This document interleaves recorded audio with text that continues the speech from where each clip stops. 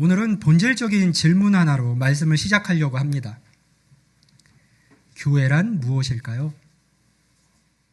주일이 되면 예배 처소에 와서 함께 예배 드리고 말씀을 듣고 인사한 뒤 집으로 돌아갑니다. 물론 함께하는 이런 주일 공예배는 우리 모두에게 참으로 중요합니다. 그러나 성경이 보여주는 교회는 거기에서 멈추지를 않습니다. 그저 이렇게 사람들이 모였다 흩어지는 것으로, 예배하고 찬송하는 것으로 교회가 세워졌다라고 말하고 있지 않다는 것이죠. 교회는 말씀을 듣고 흩어지는 사람들의 모임이 아니라 그 말씀으로 함께 살아가는 공동체입니다. 주는 그리스도시요 살아계신 하나님의 아들이십니다라고 하는 같은 고백 위에 서서 함께 기도하고 서로를 돌아보며 믿음을 붙들고 한 영혼을 품는 그런 공동체입니다. 교회가 무엇인지를 묻는 이러한 질문은요, 오늘 우리가 왜 목장교회를 세워가야 하는지를 더욱 분명히 말해주고 결국 그것과 연결이 됩니다. 어떤 분들은 이렇게 생각하실 수 있어요. 목장이 그렇게 교회 안에 꼭 필요한가요? 중요한가요? 주일 예배를 그저 잘 드리면 되는 것 아닌가요? 이 질문은요, 우리 모두에게 가볍기만 한 질문은 아닙니다. 왜냐하면 이것은 단순히 교회 안에 있는 여러 가지 모임 중에 하나, 그러니까 모임 하나의 필요성을 묻는 질문이 아니라 교회를 교회답게 만드는 것이 무엇인가를 묻는 질문이기도 하기 때문이에요. 목장교회가 꼭 필요합니까? 중요합니까? 그것은 교회를 교회답게 만드는 것이 무엇입니까? 라고 묻는 질문과 다르지 않은 것이죠. 그래서 오늘 우리가 먼저 붙들어야 할 질문은 목장이 필요한가가 아닙니다. 우리 모두는 지금 성경이 말하는 교회로 살아가고 있는가 하는 거예요. 오늘 본문인 사도행전 2장 42절부터 47절까지의 말씀은요, 약속하신 성령께서 임하신 직후에 초대교회가 어떤 모습으로 교회를 세우고 또 살아가기를 시작했는지를 보여줍니다. 오순절에 베드로의 설교를 듣고 3,000명이 회개하고 침례를 받았습니다. 하루 만에 120명의 문도들, 성도들이 3,000명이 넘는 공동체로 바뀐 것이죠. 그들을 위한 건물도, 조직도, 매뉴얼도 그들에게는 아직 없었습니다.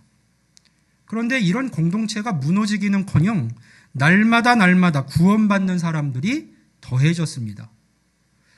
그 비결이 무엇이었을까요? 누가는요, 그 답을 오늘 우리가 함께 읽었던 이 본문에 압축해서 기록을 하고 있습니다. 그 중에 첫 절인 우리 42절을 같이 보면요, 그들이 사도의 가르침을 받아 서로 교제하고 떡을 떼며 오로지 기도하기를 힘쓰니라. 아멘. 그리고 46절은 이렇게 말씀합니다. 날마다 마음을 같이하여 성전에 모이기를 힘쓰고 집에서 떡을 떼며 기쁨과 순전한 마음으로 음식을 먹고. 아멘. 자, 초대교회 성도들이요, 무엇을 했는지 한번 보세요. 날마다 마음을 같이하여 성전에 모이기를 힘쓰고 집에서 떡을 떼며 성전에서 그리고 집에서, 그러니까 함께 모이는 큰 모임과 또 가정에서 모이는 그런 작은 삶의 자리가 함께 이어졌던 것이죠. 초대교회는 단지 모이는 교회가 아니라 함께 살아가는 교회였습니다. 화려한 건물을 가진 것도 아니었고 정교한 체계를 먼저 갖춘 것도 아니었습니다. 그러나 거기에는 분명한 본질이 하나 있었습니다. 그들 모두가 말씀과 기도에 힘썼고 그 안에 성도의 교제가 살아있었고 서로의 필요를 외면하지 않았고 그 삶을 통해 복음이 흘러갔습니다. 올해 우리 교회의 주제는 함께 지어져 가느니라입니다. 그 표현 말씀을 우리에게 주셨죠. 건물은 벽돌 하나가 혼자 쌓이지 않습니다. 반드시 다른 벽돌과 맞닿아야 합니다. 서로 간의 접촉면이 있어야만 하죠. 초대교회는 그 접촉면을 가정의 식탁 위에서, 함께 기도하는 무릎 위에서, 서로의 필요를 채우는 손길 위에서 같이 만들어 갔습니다. 그리고 바로 그것이 오늘 우리가 목장교회를 통해서 회복하려고 하는 교회의 모습입니다. 오늘 저는 이 본문을 통해서 초대교회가 보여준 교회의 세 가지 본질을 함께 살펴보려고 합니다.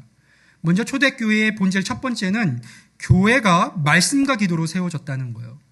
성경이 어떻게 말씀하고 있는지를 같이 한번 볼게요. 오늘 말씀에는 이 공동체의 기초, 교회의 기초가 무엇이었는지를 명확하게 보여줍니다. 본문 42절은 초대교회가 무엇에 힘썼는지 가장 먼저 보여주고 있어요. 우리 다시 한번 사도행전 2장 42절 말씀을 같이 한번 읽어봅니다. 시작.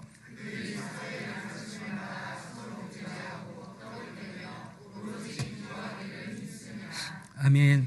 자, 이 말씀에서 힘쓰니라라는 말로 번역된 헬라어는요, 멋멋을 향하여 라는 의미를 가진 프로스라고 하는 단어하고 굳세다라고 하는 뜻을 가진 카르테레오라고 하는 단어가 합쳐진 단어입니다. 그러니까 힘쓰니라라는 이 말은 멋멋을 향하여 굳세다, 무엇인가를 굳세게 붙들고 있다, 이런 뜻이에요. 그냥 했다가 아닙니다. 마치 폭풍 속에서도 닻을 내리고 흔들리지 않게 된 배처럼 온 힘을 다해서 매달렸다라는 뜻이에요. 누가는 사도행전 1장 14절에서도 이 동일한 단어를 사용했습니다. 힘쓰니라, 프로스 카르테레오, 이 말을 동일하게 사용을 했는데요. 성령 강림을 기다리면서 120문도의 성도들이 모여서 한마음으로 기도할 때 썼던 바로 그 단어입니다. 성령이 임하기 전에도, 성령이 임하신 후에도 이 공동체의 자세는 한결같았어요. 무엇인가에 대해 확고부동한 헌신을 하고 있었습니다.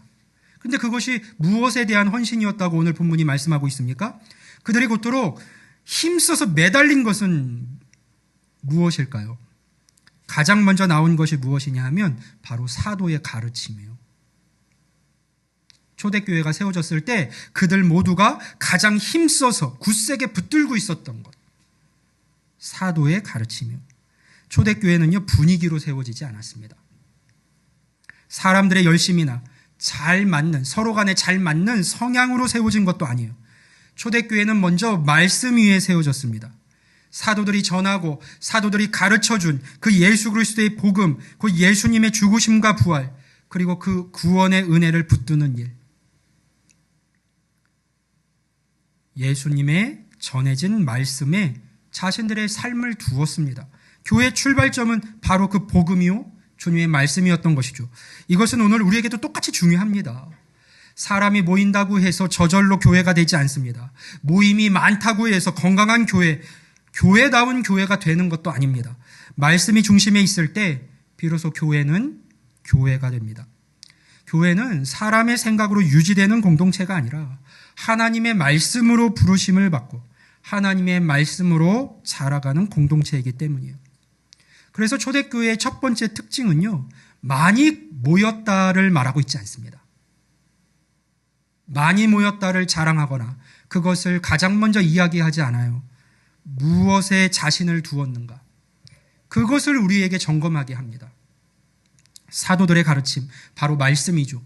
말씀이 기준이 되었고, 말씀이 방향이 되었고, 말씀이 공동체를 붙드는 힘이 되었습니다.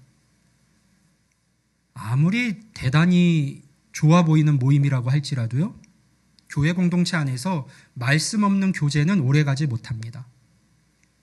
말씀 없는 열심은 오래 타오르지 못합니다. 말씀 없는 공동체는 결국 사람의 성향과 분위기에 끌려갑니다. 교회 공동체에서 어떤 모임을 할 때 말씀 없이 모임을 하잖아요. 처음에는 그것이 재밌어요. 좋아요. 편합니다. 그런데 시간이 지나면 지날수록 성령께서 하나 되게 하신 것을 지켜가기가 어려워집니다. 결국 그 모임이 괴로운 모임이 되어버려요. 말씀 없이는 안 되는 것이죠. 그러나 말씀이 중심에 서면 교회는 사람의 감정이 아니라 하나님의 진리 위에 서게 됩니다. 그 말씀이 서로를 붙들어주고 그 말씀이 능력이 되어 우리를 이끌어가게 되는 것이죠. 교회를 건강하게 세워가게 됩니다. 그런데 46절 말씀을 보면 초대교회는요, 성전에서만 말씀을 들은 게 아니었어요. 성전에서 말씀을 듣고 잊어버리는 것이 아니었습니다. 어떻게 했어요? 집에서도 이어갔습니다. 가정으로 큰 모임에서 사도의 가르침을 받았고 가정의 자리에서 그 말씀을 함께 나누며 살아냈습니다. 가정교회로 모여가지고요. 말씀은 강단 위에만 머물지 않았던 것이죠. 그렇게 선포된 말씀이 가정의 자리까지 계속해서 내려갔습니다. 이것이 바로 오늘 우리가 가정교회, 우리 교회 공동체의 표현대로 하자면 목장교회에서 힘써 붙들어야 할 가장 중요한 가치입니다. 목장교회는 가정교회예요. 우리가 이름을 가정교회라고 하지 않고 목장교회라고 붙인 이유는 주님께서 제자들을 불러 세우시면서 내 양을 먹이라고 당부하셨기 때문이에요. 선한 목자 되신 예수님께서 목자장 되셔서 우리 모두에게 내 양을 먹이고 돌보아 달라고 부탁하시고 말씀하셨기에 그 마음을 담아 목장교회를 세운 겁니다. 왜냐하면 리더로 세워진 우리 모두가 그런 목자의 심정으로 서로를 돌아보기를, 또 양된 우리가 목자이신 주님의 음성을 쫓아가듯이 말씀 안에서 그렇게 서로를 세워가기를 바라기에 목장교회라는 이름을 붙인 거예요. 그리고 그 목장교회에서 가장 중요한 교회적 가치, 본질은 말씀 위에 세워지는 겁니다. 주일에 들은 말씀이 목장에서 다시 나누어질 때 그 말씀은 우리에게 단지 좋은 말씀으로 남지 않습니다. 그 말씀은 가정의 문제를 비추고 관계의 상처를 비추고 우리의 염려와 두려움을 비춥니다. 그때 비로소 말씀은 어떤 정보가 아니라 우리에게 능력이 됩니다. 듣고 지나가는 말이 아니라 붙들고 살아가는 말씀이 되는 것이죠. 그리고 그럴 때 그 말씀은 능력 있는 말씀이 돼요. 정보로 듣는 말씀이 아니라 내가 힘써 붙들고 살아가는 말씀이 될 때 그 말씀의 능력이 우리 삶 가운데 깃들게 되는 것이죠. 여러분 그것을 잘 점검해 보세요. 나는 말씀을 듣는 자인가 아니면 붙들고 살아가는 자인가, 그것을 점검하셔야 됩니다. 에베소서 4장은 주님께서 교회의 목사와 교사를 비롯한 말씀의 일꾼들을 주신 것은 성도를 온전하게 하여 봉사의 일을 하게 하고 그리스도의 몸을 세우려 하심이라고 분명하게 말씀을 합니다. 그리고 이어지는 말씀에서 그 온몸은 각 마디를 통하여 도움을 받으면서 각 마디를 통하여 도움을 받음으로 자라납니다. 강단에서 선포된 이 말씀이 작은 공동체 안에서도 서로 간에 이어지고 서로 붙들어주는 관계 속에서 삶의 변화로 나타날 때 교회는 비로소 연결되어 자라나게 되는 것이죠. 그런데 본문은 여기서 멈추지를 않습니다. 우리 42절 말씀을 다시 한번 보면요. 사도의 가르침으로 시작된 문장이 어디서 끝이 납니까? 오로지 기도하기를 힘쓰니라. 말씀으로 시작해서 기도로 마칩니다. 초대교회는요, 배우는 공동체였을 뿐 아니라 기도하는 공동체였어요. 더 정확히 말하면 말씀과 기도가 세트로 한 몸처럼 함께 가는 공동체였습니다. 그리고 그 기도는 개인의 기도에만 머물지 않았어요. 46절을 보면 그들은 날마다 마음을 같이하여 모였습니다. 성전에서도 함께 기도했고 집에서도 함께 모여 기도했습니다. 초대교회의 기도는 혼자 방에서 드리는 기도가 아니라 그것뿐만이 아니라 공동체가 한 마음으로 하나님 앞에 서는 그런 기도였습니다. 서로의 기도 제목을 나누고 함께 기도하는 그런 공동체였던 것이죠. 이것이 왜 중요할까요? 말씀만 있고 기도가 없으면요, 공동체는 메마릅니다. 아는 것은 많아지지만 결국에는 하나님을 의지하지 않게 됩니다. 자기 좋을 대로 자기 생각대로 하게 되어 있어요. 반대로 기도만 있고 말씀이 약하면 공동체는 흔들립니다. 뜨거움은 있지만 방향을 잃기가 쉽습니다. 그러나 초대교회는 이 둘을 함께 붙들었어요. 진리를 듣고 그 진리 앞에 무릎을 꿇었습니다. 말씀을 배웠고 그 말씀을 기반으로 해서 구했습니다. 깨닫고 의지했습니다. 그래서 그 공동체는 견고할 수가 있었습니다. 초대교회가 성전에서만이 아니라 집에서도, 가정교회에서 함께 기도했듯이 오늘 우리의 목장도 기도하는 자리여야 합니다. 서로의 기도 제목을 듣고 이름을 불러가면서 하나님 앞에 나아갈 때 바로 거기에서 교회는 살아납니다. 히브리서 10장은 서로 돌아보아 사랑과 선행을 격려하며 모이기를 패하는 어떤 사람들의 습관과 같이 하지 말라고 말씀합니다. 왜 모여야 할까요? 서로를 돌아보기 위해서요. 왜 함께 있어야 합니까? 혼자서는 버틸 수 없는 믿음의 길을 함께 걸어가기 위해서입니다. 사랑하는 성도 여러분, 교회가 교회답고 교회가 건강해지는 길은 언제나 여기에서 시작이 됩니다. 하나님의 말씀 앞에 바로 서는 것, 그리고 그 말씀을 붙들고 함께 기도하는 것이죠. 교회는 말씀과 기도로 세워집니다. 이것이 초대교회가 보여준 교회의 첫 번째 본질입니다. 그것이 없이는 교회가 교회답게 세워질 수 없어요. 여러분, 우리 교회가, 우리 늘사랑교회가, 목장교회가 정말 하나님 보시기에도 좋고 우리가 또 이렇게 신앙생활 하기에도 교회다운 교회가 되면 좋겠죠. 우리 모두 그러한 교회를 소망하잖아요. 그런데 기억하셔야 돼요.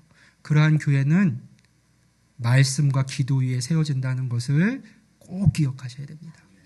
우리가 그것을 결코 가벼이 여겨서는 안 되는 것이죠. 그런데 초대교회는요, 말씀과 기도에만 머문 공동체가 아니었어요. 그 말씀과 기도는 반드시 사람과 사람 사이의 관계로 흘러갔습니다. 모여서 말씀과 기도에 힘쓴 그들이 이어서 또 힘쓴 일이 무엇인가 한번 보세요. 말씀과 기도 사이에 있는 기록이 이렇게 되어 있습니다. 42절에 보면 서로 교제하고 떡을 떼며, 말씀과 기도 사이에 이게 있는 거예요. 서로 교제하고 떡을 떼며. 그리고 44절에서 45절은 그 교제의 실제 모습을 이렇게 보여주고 있습니다. 우리 같이 한번 읽어볼까요? 사도행전 2장 44절 45절 말씀입니다. 시작.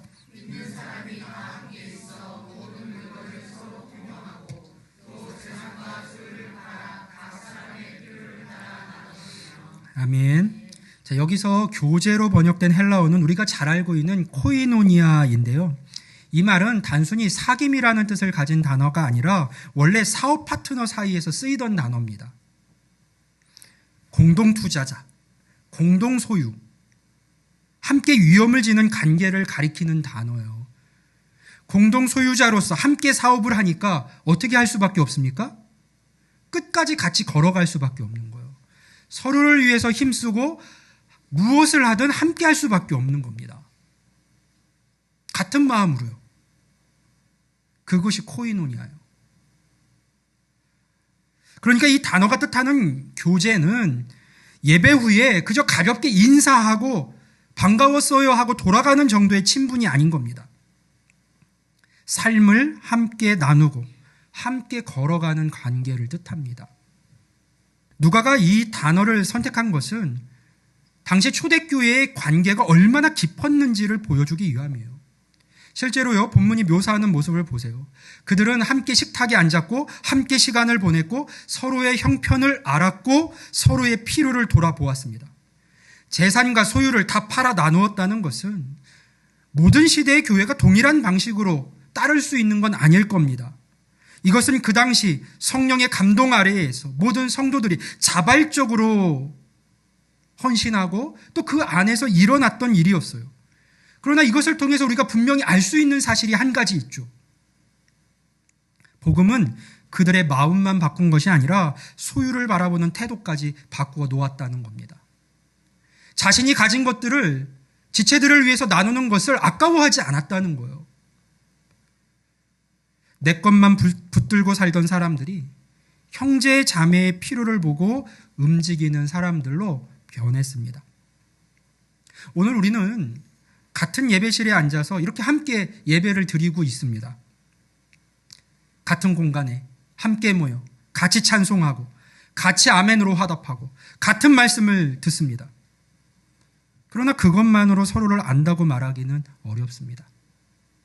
이렇게 대그룹으로 모였다가 예배를 함께 드리고 흩어진다면 그것만으로 우리가 서로를 잘 알게 되었다고 말하기 어려울 거예요.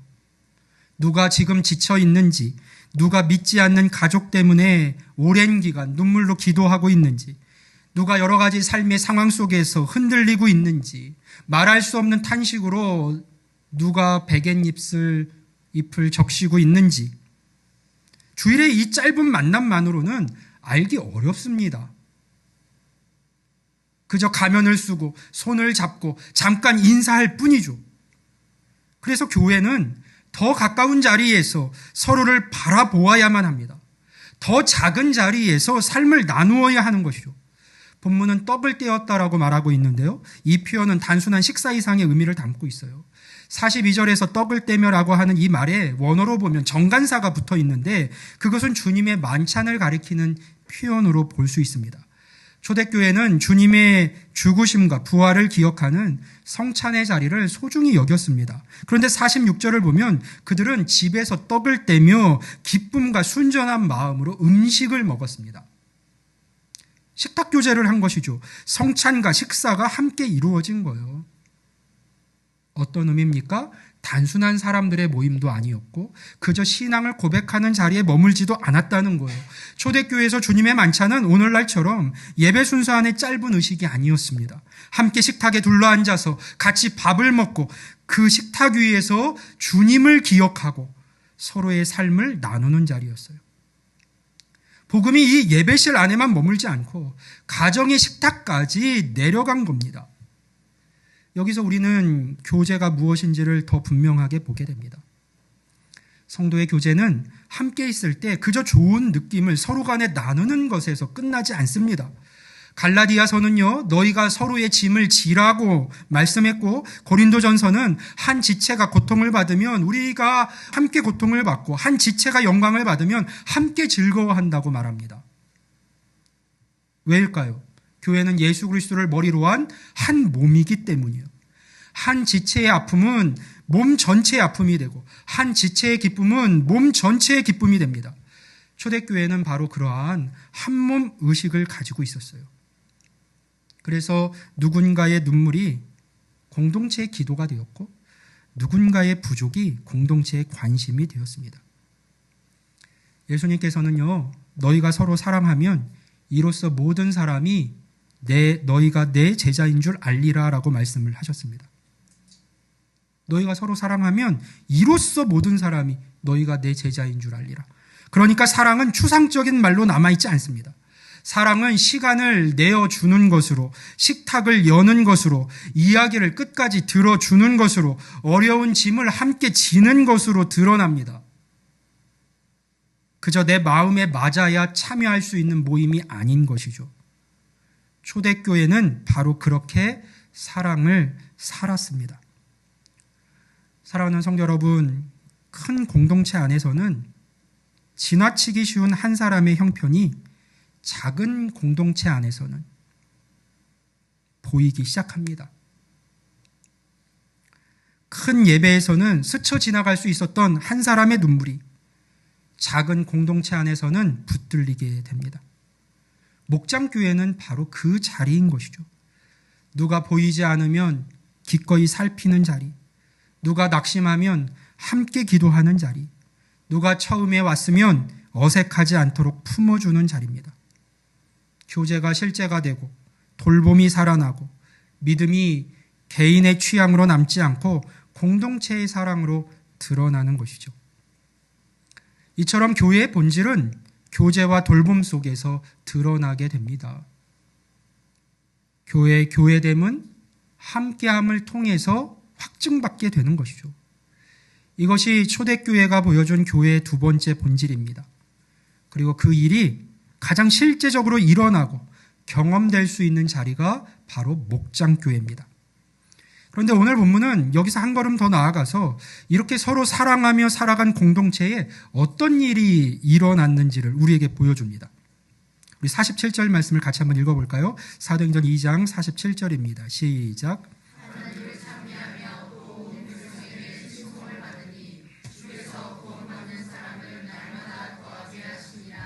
아멘. 우리가 이 말씀에서 먼저 주목해 보아야 할 것은 바로 이 문장의 주어가 무엇이냐라는 거예요. 교회를 자라게 하신 분이 누군가? 그것은 사람이 아니라 주님이시라고 성경이 분명히 말씀하고 있습니다.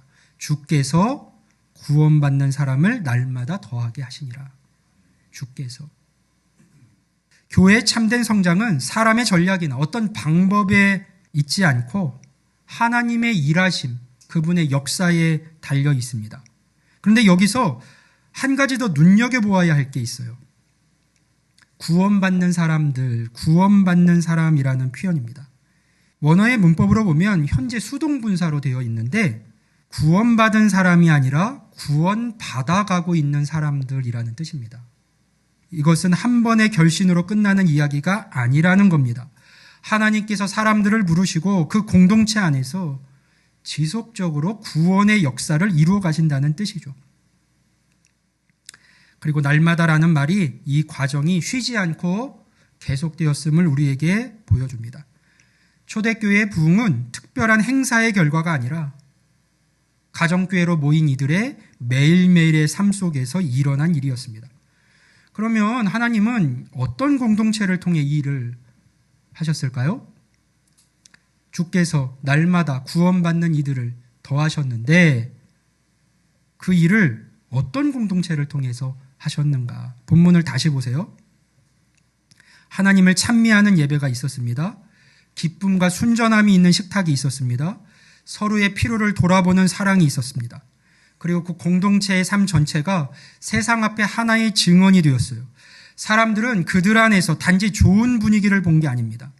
살아계신 하나님이 일하시는 흔적을 그 교회 공동체 안에서 보게 되었어요. 그 결과가 무엇입니까?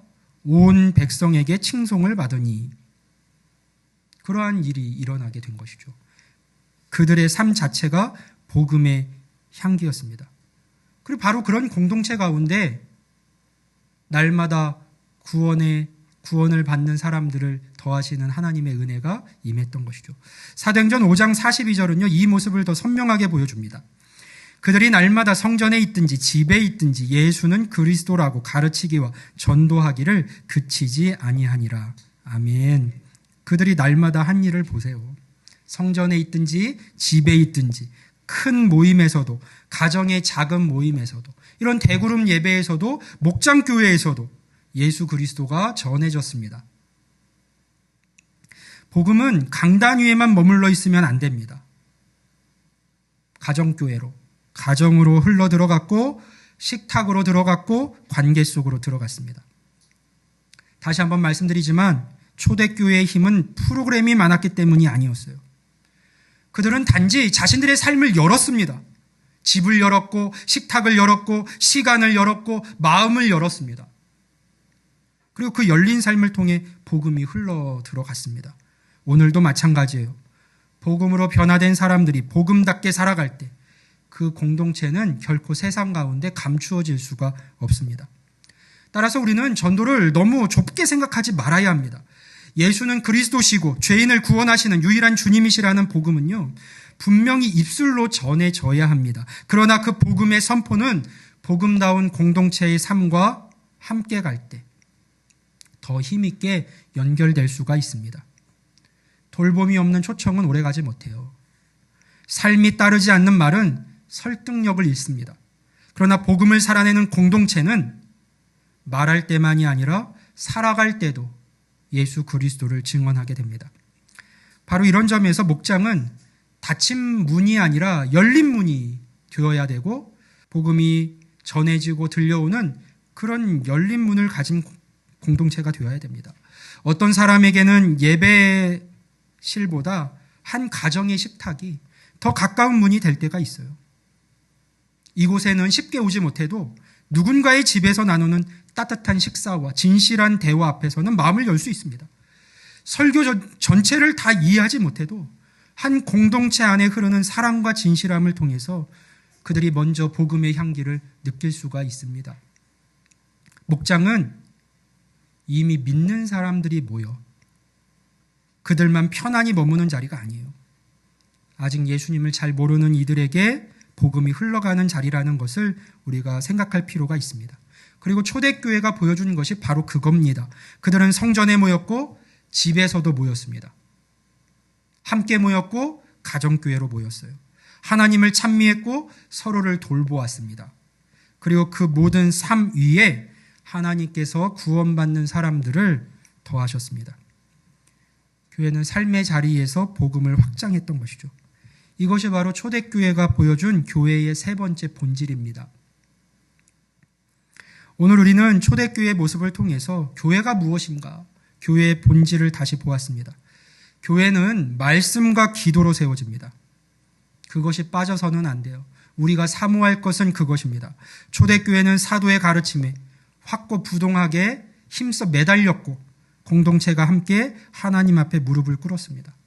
그리고 교회는 교제와 돌봄으로 그 가치가 드러납니다. 그들은 삶을 나누었고 짐을 함께 졌으며 누군가의 부족이 공동체의 관심이 되었습니다. 그리고 교회는 거기에서 멈추지 않고 그러한 삶을 통해 복음을 확장했습니다.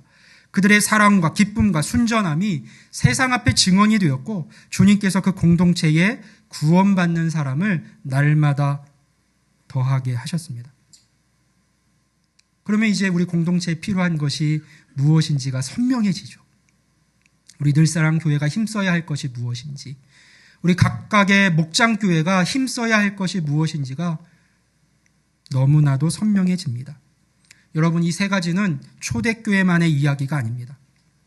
오늘 우리 교회가 회복해야 할 교회다움의 본질입니다. 그리고 목장은 이 본질이 우리의 일상 속에서 실제가 되는 자리예요. 어쩌면 어떤 분에게는 여전히 이런 말씀, 또 목장교회에 함께하는 것이 쉽지 않게 느껴질 수 있습니다. 시간을 내는 것도, 마음을 여는 것도, 누군가를 품고 함께 걸어가는 일도 쉽지가 않습니다. 그러나 초대교회 역시 완벽해서 아름다웠던 것은 아닙니다. 복음의 본질을 붙들고 함께 살아가려고 했기 때문에 살아있는 공동체가 될 수 있었습니다. 같은 마음으로 내가 힘써 참여할 때 우리도 생명력을 경험하고 또 다시금 살아나는 그 은혜를 맛볼 수 있을 겁니다. 앞에서도 말씀드린 것처럼 우리 교회의 올 한 해의 표어 말씀은 함께 지어져 가느니라입니다. 에베소서 2장은 예수 그리스도 안에서 우리가 함께 지어져 하나님이 거하실 처소가 된다고 말합니다. 이렇게 모였다 흩어지는 것으로는 그 주신 말씀을 이루어갈 수가 없어요. 벽돌과 벽돌이 맞닿듯이 우리가 삶을 맞대고 함께 걸어가는 여정이 필요합니다. 특별히 우리 지난 주일에 우리는 새로운 사명을 창립 15주년을 지나면서 하나님께 받았습니다. 잃어버린 영혼을 찾는 교회로. 잃어버린 영혼을 찾는 교회로. 기다리는 교회가 아니라 찾아 나서는 교회로 우리가 함께 나아가기를 결단했습니다. 15년 동안 하나님께서 우리를 말씀 위에 세우시고 제자로 훈련하시고 사랑 안에서 하나 되게 하신 이유가 분명히 있었습니다. 바로 그 사명을 잘 감당할 수 있는 교회로 지금껏 빚어 오신 것이죠. 그래서 이 사명은 그저 강단 위에서 한 주 선포되는 것으로 끝나서는 안 됩니다. 우리의 모든 각자의 삶의 자리에서 시작되어야 합니다. 처음의 질문으로 다시 한번 돌아가 보겠습니다. 교회란 무엇일까요? 교회다운 교회는 결코 저절로 만들어지지 않습니다. 하나님께서 세워가시되 우리의 순종과 헌신을 통해 세워가십니다.